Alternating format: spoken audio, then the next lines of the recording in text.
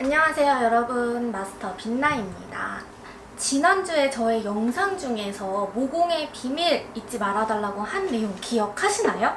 그래서 오늘은 제가 모공 관리하는 방법을 소개시켜 드려보려고 합니다.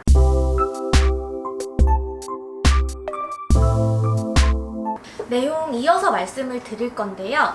우선 간단하게 모공이 커지는 원리에 대해서 말씀을 드리고 직접 모공이 늘어나지 않게 하는 제 피부 관리법을 소개시켜 드릴게요. 일단 모공 관리가 잘 안 되는 핵심적인 이유부터 말씀드리겠습니다. 우리 몸에는 구멍이 있는데요. 유독 모공만이 수축과 이완에 관여하는 근육이 없습니다. 그래서 한번 커진 모공은 다시 돌아오기가 굉장히 힘들어요. 모공 관리에 있어서 이 내용은 항상 신경을 쓰시면 좋은 부분이고요. 지금부터는 모공이 커지는 원리에 대해서 말씀드려 보겠습니다. 많은 분들이 모공을 줄어들게 만드는 레이저 시술이라든지 피부과 시술에 대한 기대를 굉장히 많이 해요. 그런데 다른 목적으로 시술을 받는 레이저 시술이나 시술보다는 결과가 굉장히 만족스럽지 못한 시술이 바로 모공에 대한 시술과 레이저 시술인데요. 그래서 모공 관리는 결국 커지지 않게 미리 사전 관리를 하는 것이 모공 관리에서 최선이라고 생각을 해주시면 됩니다. 여러분, 모공이 커지는 이유들이에요. 첫 번째, 각질 제거.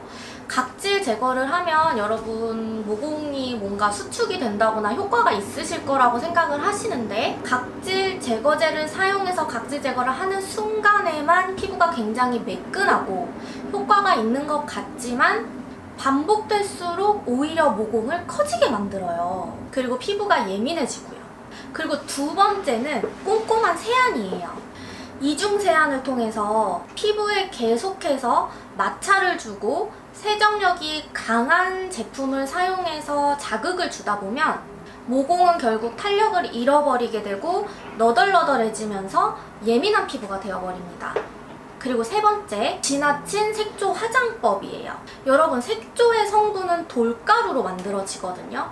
돌가루는 입자가 굉장히 작기 때문에 색조 화장을 했을 때 모공 안에 들어가서 박히게 되어버리고요.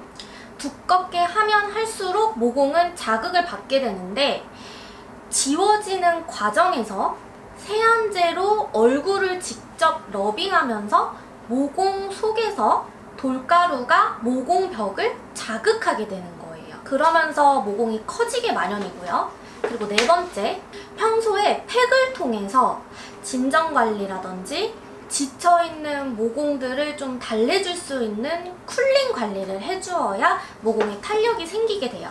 늘어나지도 않고요. 그리고 나서 평소에나 팩을 제거한 후에 마무리로 보습 단계까지 해주어야 되는데요. 평소에 보습을 충분히 해줘서 피부에서 수분이 증발하는 것을 억제하고 피부를 보호를 해주어야 모공은 보호가 되면서 탄력까지 생기게 됩니다. 여러분, 여기까지 이해가 되셨다면 모공을 위해 피부관리법을 바꾸시는 겁니다. 정리를 해드리자면 모공의 근본적인 문제를 해결하기 위해서 피부관리 습관을 바꿔주시는 거예요. 크게 첫 번째로 진한 색조 화장을 하지 않는 것, 그리고 두 번째, 너무 깨끗한 이중 세안과 습관적인 잦은 각질 제거 피해주시는 거고요. 그리고 세 번째, 홈케어를 하실 때 피지 친화적인 오일 타입의 제품을 꾸준히 사용해주시고 주기적으로 진정 관리에 힘을 써주시는 거예요.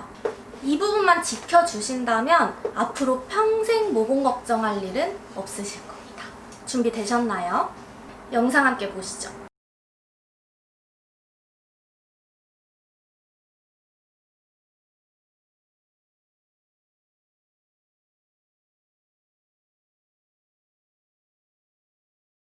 여러분, 모공 관리 첫 번째로 정말 중요한 게 진한 색조 화장을 하지 않는 거예요. 저는 피부 관리 한 지가 한 15년이 다 되어가고 있는데요. 색조 화장 잘 안 한 지는 한 30년이 되어가는 것 같네요. 그래도 여자니까 간단하게는 하는데 평소에 눈화장이나 아니면 립 아니면 색조 화장 이런 거는 좀 많이 피하는 편이고 피부 표현만 좀 간단하게 하는 편이에요. 지금 제가 씻고 나와서 외출을 하기 전인데요. 정말 그 모공 관리 팁을 드리자면 모공의 보습을 위해서 항상 단계를 세럼 그리고 나서 그 위에 오일을 발라주고요. 그리고 그 위에 크림으로 마무리를 하거든요.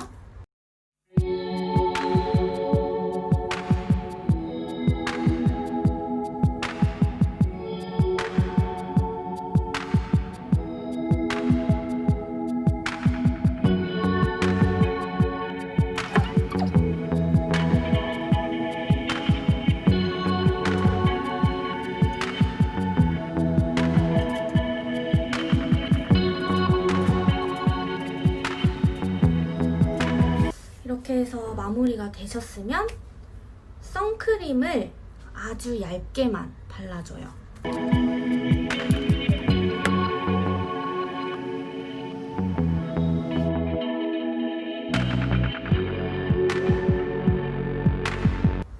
그래서 선크림 마무리가 되셨으면 메이크업을 할 때 아주 소량의 파운데이션으로 마무리를 할 건데 그 이유는 보통 프라이머나 베이스 같은 거 많이 쓰시잖아요. 그러면은 모공이 계속 넓어질 수밖에 없고 그 색조의 가루가 굉장히 작아서 박혀서 모공이 점점점 커지기 때문에 저는 색조 화장을 아예 줄여서 거의 하지 않고 있는 거예요. 그래서 지금 선크림 마무리를 했으니까 파운데이션 얼마큼 바르는지만 보여드릴게요. 이게 제가 쓰는 파운데이션이거든요. 평상시에는 파운데이션 안 할 때도 많아요. 그냥 선크림만 하고 끝. 근데 조금 그래도 피부 표현을 해야겠다 싶을 때는 딱 이만큼만 사용합니다.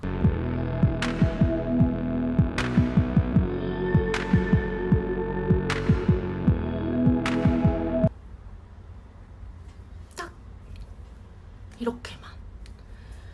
여러분 이렇게 색조 화장을 잘 하지 않는 습관을 몇 년 정도만 들이시면은 피부의 모공이라든지 색소, 그 다음에 안색 개선에 굉장히 좋거든요. 그래서 이게 정말 중요한 부분이에요. 조금 처음에는 힘드시더라도 색조 화장을 줄여가시는 것을 권장드립니다. 모공관리 두 번째로는 너무 진한 색조 화장법 때문에 생기는 이중 세안과 너무 강력한 세안 때문에 모공이 늘어나게 되는 건데요. 지금 제가 메이크업을 다 한 상태거든요. 이 상태에서 메이크업을 어떻게 자극 없이 지우는지 보여드리려고 카메라를 켰어요. 수분 관리 영상에서 제가 보여드린 적이 있었는데 저는 클렌징 에멀전 로션으로 리바이를 제거하고 얼굴 피부 화장도 제거를 하거든요.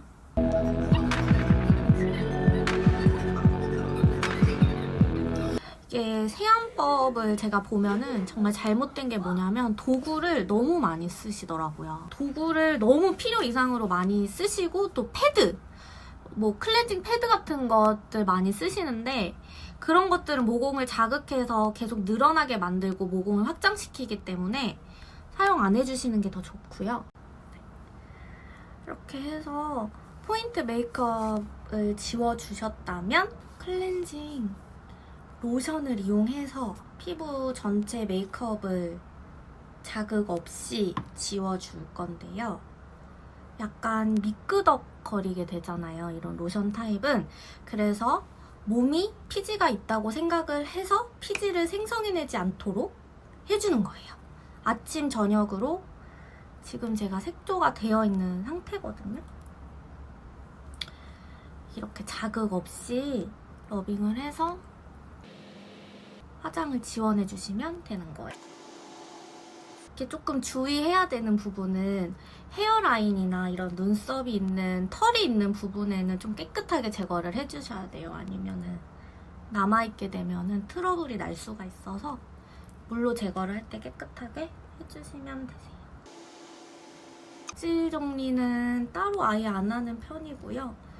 영상 같은 거 보면은 일주일에 2번씩 모공 청소해주고 이렇게 하면은 뭐 모공이 좋아진다고 하는데 전혀 효과 없습니다.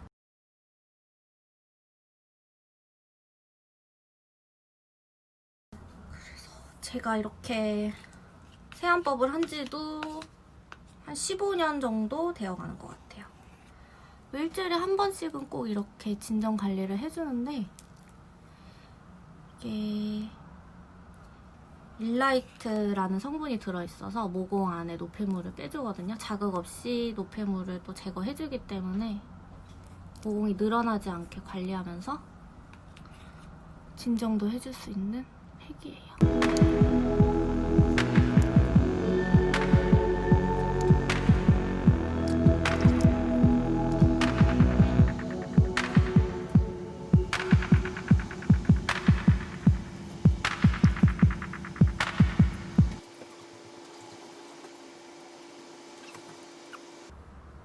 보시면은 이렇게 모공 안에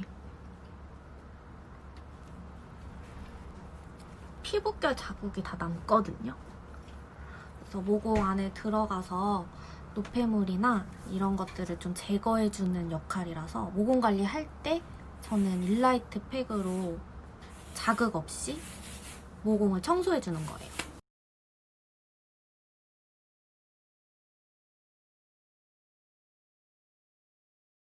이렇게 일주일에 한 번씩 꼭 고무팩 해주기, 그리고 나서 오일로 마무리 해주시면 되는데 왜 오일로 마무리를 해주시냐 하시면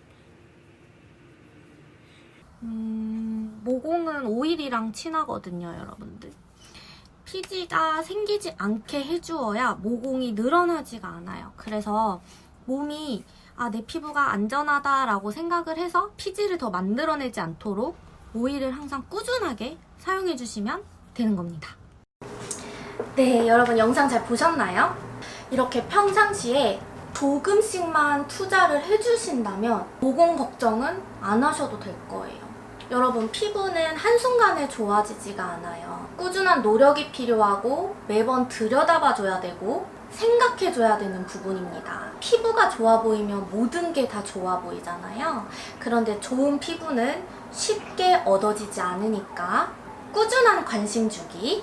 처음에는 어려운데 댓글이나 카페를 통해서 문의를 주시면 빛나가 최선을 다해서 댓글을 달아드리도록 하겠습니다. 영상 유익하고 즐거우셨다면 좋아요와 구독 눌러주시고요. 다음 영상에서 만나요.